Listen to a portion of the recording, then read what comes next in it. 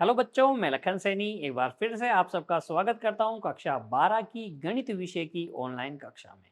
बच्चों, हम पढ़ रहे हैं हमारी पाठ्य पुस्तक की मॉड्यूल संख्या 4 में अध्याय 16 जिसका नाम है शंकु परिच्छेद। इसके भाग 3 में बच्चों आज हम पढ़ेंगे अति प्रवलय को। आपको हमेशा की तरह अपनी नोटबुक और पेन लेके बैठना है बच्चों। हर एक कॉन्सेप्ट को, हर एक उदाहरण के हल को ध्यान से समझते हुए नोट कर लेना है और बाद में अच्छे से अभ्यास भी करना है। आइए शुरू करते हैं आज की कक्षा और सबसे पहले देखते हैं कि अति प्रवलय किसे कहते हैं। अति प्रवलय की परिभाषा क्या होती है बच्चों?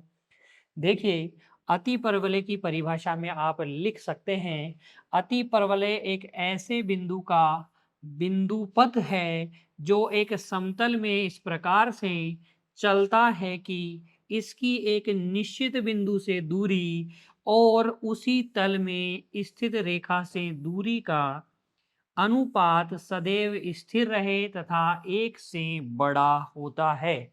कहने का मतलब यह है बच्चों, अति प्रवलय एक इस प्रकार का शंकु परिच्छेद है, इस प्रकार का शंकु परिच्छेद है जिसमें SP/PM का मान एक से बड़ा होता है।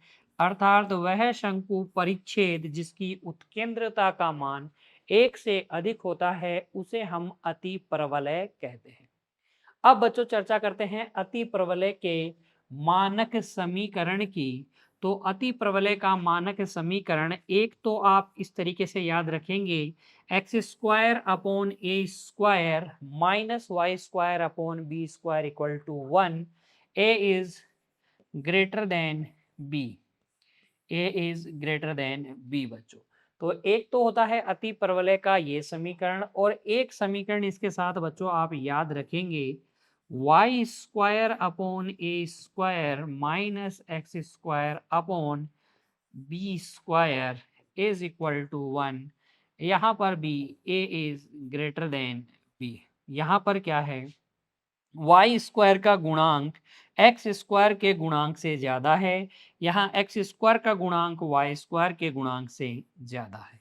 तो ये दो अलग अलग केस हैं अति प्रवलय के, इनके ग्राफ भी आप देख लीजिए। पहले केस में देखिए, x² upon a² minus y² upon b² equal to 1 जब होता है तो इसका ग्राफ कुछ इस प्रकार से आपको मिलता है। ये इसके शीर्ष होंगे प्लस माइनस a,0 शीर्ष होंगे, मूल बिंदु इसका केंद्र होगा, और प्लस माइनस 0 इसकी क्या होंगी, इसकी नाभियां होंगी। इसकी जो बच्चों नियताओं का समीकरण होगा वो x बराबर प्लस माइनस a अपॉन ई होगा। ये इसकी नियताएं होंगी। इसका ये जो अक्ष है बच्चों ये a और a यानी कि ये 2a जो लंबाई है ये अनुप्रस्थ अक्ष की लंबाई है, और 2b जो है बच्चों इसका संयुग्मी अक्ष कहलाता है। x अक्ष को यहाँ पर अनुप्रस्थ अक्ष बोलेंगे, y अक्ष को यहाँ पे क्या बोलेंगे, संयुग्मी अक्ष बोलेंगे। ठीक है ना। इसके नाभि लंब जीवा की जो लंबाई होगी वो 2b² अपॉन a होगी बच्चों। ये सारी बातें आपको इस अति प्रवलय के विषय में याद रखनी है। ऐसे ही अगर आपको इस प्रकार का समीकरण दे रखा है y² upon a² minus x² upon b² equal to 1, तो इसका ग्राफ, इसका आलेख कुछ इस प्रकार से होगा। अति प्रवलय का केंद्र 0 0 होगा। इसका शीर्ष जो है, लेकिन बच्चों शीर्ष अब की बार 0 प्लस माइनस a होगा, यानी कि शीर्ष अब y अक्ष पे स्थित होगा। इसके अनुप्रस्थ अक्ष की लंबाई 2a होगी, लेकिन ये y अक्ष होगा अनुप्रस्थ अक्ष, और x अक्ष अब क्या हो जाएगा, संयुग्मी अक्ष हो जाएगा, जिसकी लंबाई क्या हो जाएगी, 2b हो जाएगी। अगर हम बात करें इसकी नाभियों की तो 0 प्लस माइनस ए इसकी नाभि हो जाएगी। और अगर बच्चों इसकी नियताओं के समीकरण की बात करें तो y बराबर प्लस माइनस a अपॉन ई इसकी नियताएं हो जाएंगी। और नाभि लंब जीवा की लंबाई अगर हम बात करें तो हो जाएगी 2b² अपॉन a। लेकिन बच्चों दोनों समीकरणों में अंतर है। वहां x square upon a square था, यहाँ y square upon a square minus x square upon b square equal to 1 है। तो जब आपको प्रश्न दिया जाए तो आपको सबसे पहले ये देखना है ये कि अति परवलय का कौन सा मानक रूप है, पहले प्रकार का है कि दूसरे प्रकार का है, उसके बाद ही आप अपने उत्तर को अप्रोच कीजिएगा बच्चों। अति परवलय आपको समझ में आया किसे कहते हैं, उसके दोनों रूप आपको समझ में आ गए, उनके ग्राफ भी आपने देख लिए बच्चों। तो उसके बाद में देखिए अब अति परवलय से संबंधित महत्वपूर्ण तथ्य जो कि अभी मैंने आपको बताए कि अगर अति परवलय का रूप पहले प्रकार का है x square minus a x square upon a square minus y square upon b square बराबर एक प्रकार का है, तो अनुप्रस्थ अक्ष जो होगी एक्स अक्ष होगी और इसका समीकरण y बराबर 0। संयुग्मी अक्ष जो है y अक्ष होगी और इसका समीकरण x बराबर 0। अनुप्रस्थ अक्ष की लंबाई 2a होगी। नाभियां जो होगी plus minus a e comma 0 होगी। इसकी नाभियां ए e coma plus minus a e comma 0 होगी। नाभि लंब जीवा का समीकरण जो होगा plus minus a E x बराबर प्लस माइनस ए ई होगा। नाभि लंब जीवा की लंबाई होगी वो होगी 2b स्क्वायर अपॉन ए। केंद्र होगा 0,0। दूसरे केस में भी केंद्र तो 0,0 ही रहेगा, लेकिन नाभि लंब की लंबाई वो 2b स्क्वायर अपॉन ए हो जाएगी। लेकिन अंतर है बच्चों, यहाँ जो बी स्क्वायर है वो एक्स स्क्वायर के अपॉन में है, यहाँ जो बी स्क्वायर है वो वाई स्क्वायर के अपॉन में है। यहाँ बी स्क्वायर एक्स स्क्वायर के अपॉन वाला है ना। तो ये थोड़ा अंतर ध्यान रखिएगा।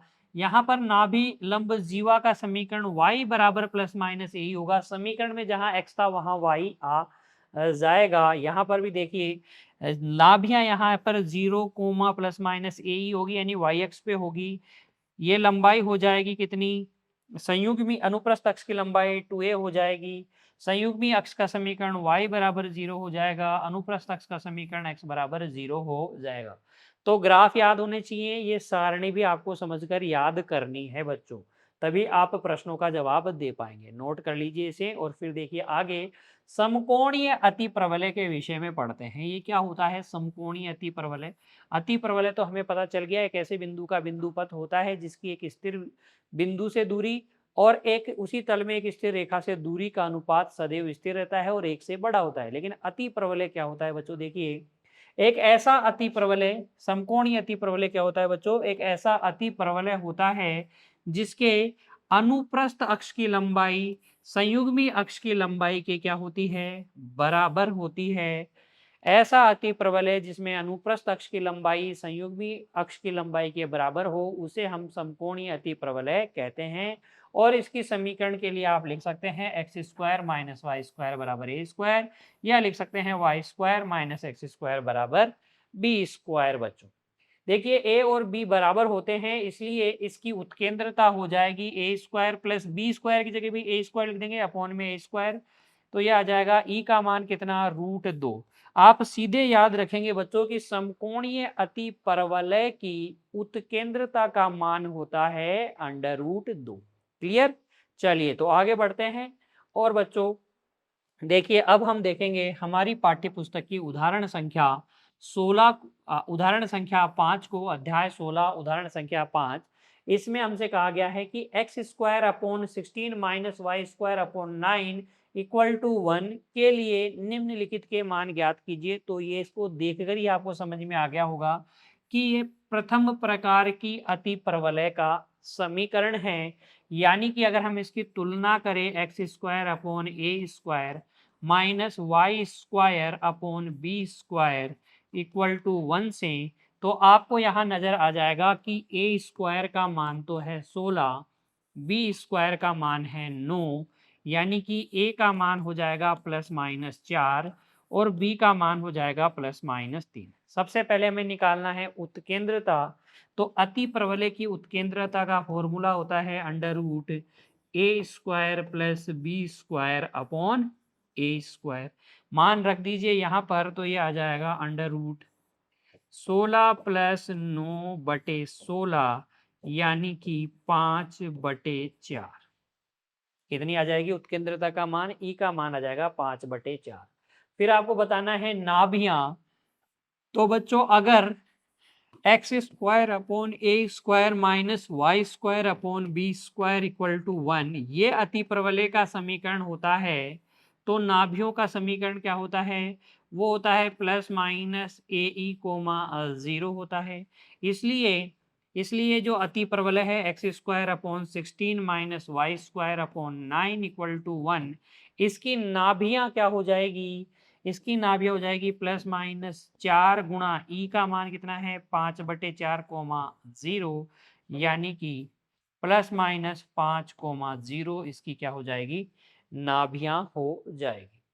फिर देखिए शीर्ष, शीर्ष देखो अति प्रवलय का समीकरण अगर a square minus x square upon a square minus y square upon b square equal to 1 होता है, तो शीर्ष होते हैं बच्चों प्लस माइनस ए कोमा 0 यहाँ। इसलिए ये जो अति प्रबलय है x square upon 16 minus y square upon 9 equal to 1, इसके जो शीर्ष हैं वो हो जाएंगे प्लस माइनस 4,0। क्या हो जाएंगे? Plus minus 4,0।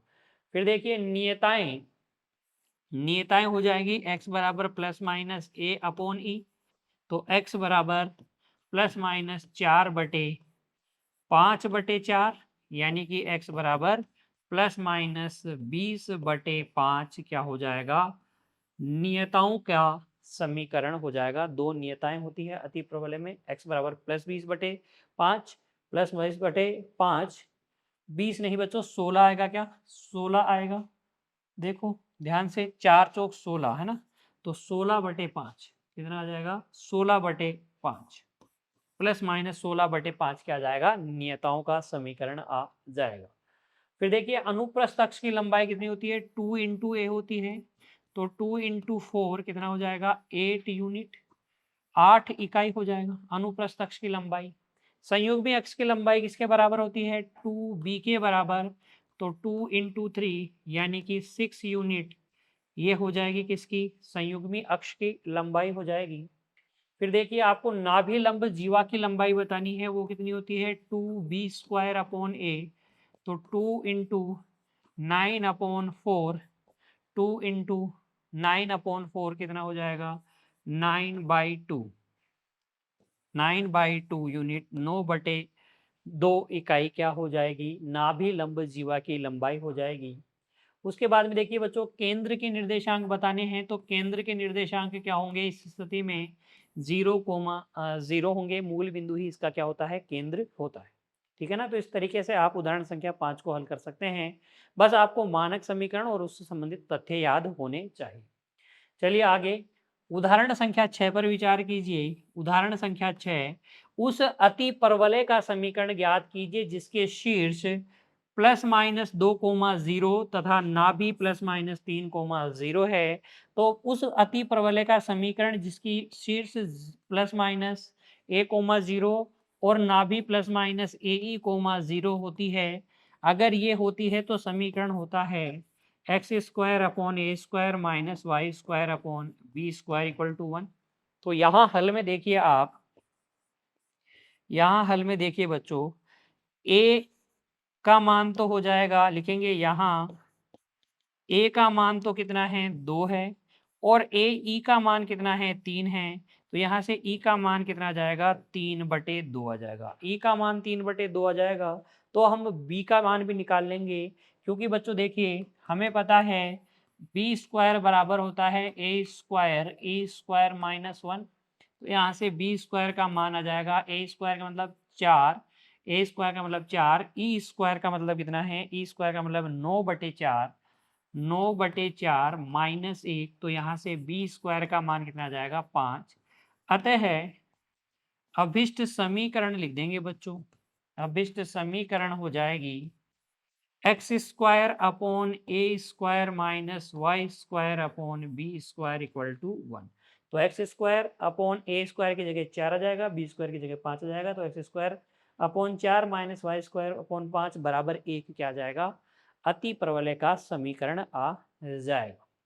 फिर देखिए बच्चों आगे उदाहरण संख्या 7 देखिए बच्चों, फिर अति परवलय वाई स्क्वायर बटे 9 माइनस एक्स स्क्वायर बटे 27 बराबर 1 के लिए निम्नलिखित ज्ञात कीजिए। यहाँ अगर मैं देखूं अति परवलय का समीकरण बच्चों, तो ये y square upon a square minus x square upon b square बराबर ए के प्रकार का है।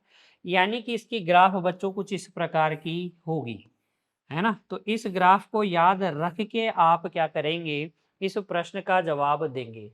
अगर हम तुलना करें बच्चों तो ए स्क्वायर बराबर कितना है, 9 है, यानी कि ए का मान आ जाएगा यहाँ पर +-3, और बी स्क्वायर बराबर कितना है, 27 है, तो बी का मान यहाँ पर आ जाएगा +-3√3 आ जाएगा।